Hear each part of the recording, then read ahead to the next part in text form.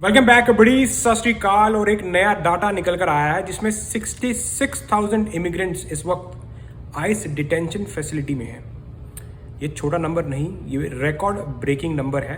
अगर हम जनवरी 2025 की बात करें, जब प्रेसिडेंट डोनाल्ड ट्रंप ने ऑफिस संभाला, इनकी एडमिनिस्ट्रेशन ने उस वक्त लोगों को डिटेन करना शुरू किया, तो उस वक्त से अभी तक 70% ज़्यादा इंक्रीज हो चुकी है इनकी डिटेंशन फैसिलिटी। जनवरी के अगर हम फिगर्स देखें तो 39,000, और अब जो नवंबर के फिगर्स निकल कर आए हैं, डिपार्टमेंट ऑफ होमलैंड सिक्योरिटी ने शेयर किए हैं, वो है 66,000 इमिग्रेंट्स। अब चाहे आप क्रिमिनल हो या आपने इमिग्रेशन वायलेशन की है, दोनों ही इसके अंदर आ जाते हैं। 66,000 एक नया रिकॉर्ड नंबर खड़ा कर दिया है प्रेसिडेंट डोनाल्ड ट्रंप और उनकी एडमिनिस्ट्रेशन ने ऑन इलीगल इमिग्रेशन क्रैकडाउन को लेकर। अब इससे ये पता लगता है कि नई डिटेंशन फैसिलिटी बनाई गई हैं, डिटेंशन बेड्स को बढ़ाया गया है, और इतना ही नहीं, the big beautiful bill act में $45 बिलियन एलोकेट किए गए हैं सिर्फ डिटेंशन फैसिलिटीज़ के लिए, कि मतलब और ज़्यादा फैसिलिटीज़ बनाए जाएं। जो बेड की कैपेसिटी है एक डिटेंशन फैसिलिटीज़ में, वो करीब 100,000 मतलब 1 लाख लोगों को डिटेन करने की कैपेसिटी होनी चाहिए, ऐसा गोल रख दिया गया है। और प्रेजेंट अगर हम बात करें तो करीब 70,000 डिटेनीज को डिटेन करने की कैपेसिटी इस वक्त आइस के पास है, कि 70,000 तक वो लोग एक बार में डिटेन कर सकते हैं। अब जब लोग डिटेन होते हैं तो उनको प्रोसेस करते हैं। प्रोसेस करने का अल्टीमेट गोल क्या है? डिपोर्ट करना। तो ऐसा नहीं है कि एक बार 70,000 पकड़ लिए तो बस वही रहेंगे, वो आहिस्ता आहिस्ता वहाँ से निकाल रहे हैं, लोगों को डिपोर्ट कर रहे हैं और लोगों को पकड़ रहे हैं।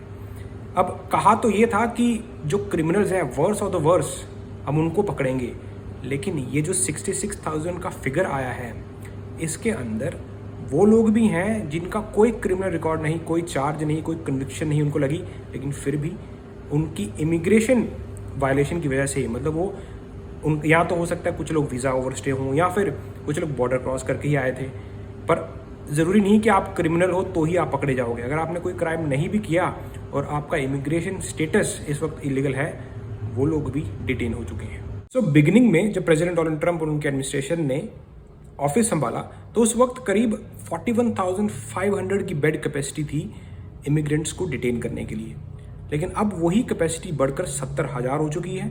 और अब इस कैपेसिटी को भी और बढ़ाने की बात की जा रही है, क्योंकि आइस को $45 बिलियन रिसीव होने वाले हैं, जिससे डिटेंशन फैसिलिटी को और ज़्यादा बढ़ाया जाए, जिसका गोल रखा गया है 1 लाख डिटेंशन बेड्स, कि मतलब एक बार में 1 लाख इमिग्रेंट्स को डिटेन करने की सुविधा होनी चाहिए।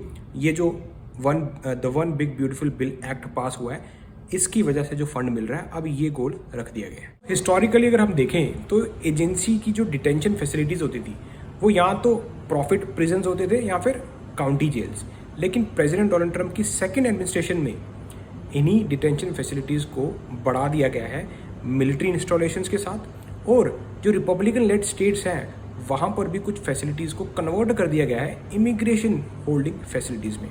डिपार्टमेंट ऑफ होमलैंड सिक्योरिटी ने फिगर्स शेयर किए हैं, जिसमें 33,000 लोग ऐसे हैं जिन पर कोई क्रिमिनल चार्ज या फिर कोई कन्विक्शन नहीं है, लेकिन सिर्फ उनकी इमिग्रेशन वायलेशन की वजह से, immigration violation basically civil violation, उनको भी डिटेन किया गया है।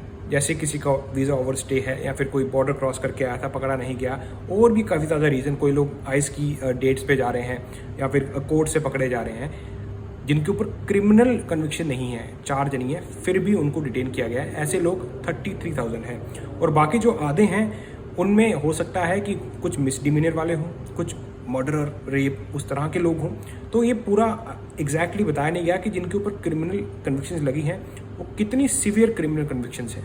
इससे एक चीज़ तो क्लियर है कि प्रेसिडेंट डोनाल्ड ट्रंप और उनकी एडमिनिस्ट्रेशन अगर किसी क्रिमिनल को पकड़ने जा रही है, और अगर उनको कोई और बंदा मिल गया जो इलीगल है अमेरिका में, उनको भी उठा रहे हैं।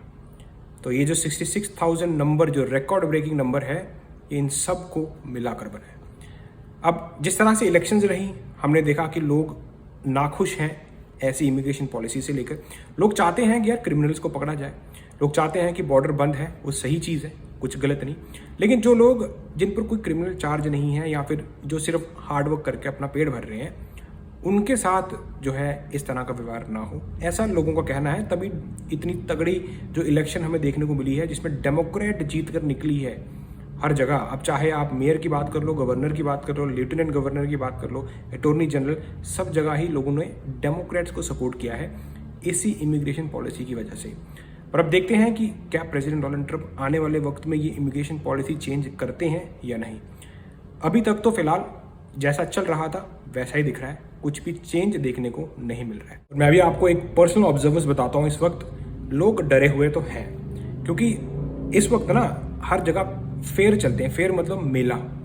तो जिस तरह से पहले हुआ करता था और अब वो भीड़ मेलों में देखने को नहीं मिल रही। मतलब लोग जो है ये सीज़न होता है फेस्टिवल सीज़न, लोग जो है मेले में जाते हैं, घूमते फिरते हैं, वो होता है ना झूले वगैरह सब कुछ, वो हर स्टेट में आपको देखने को मिलेगा।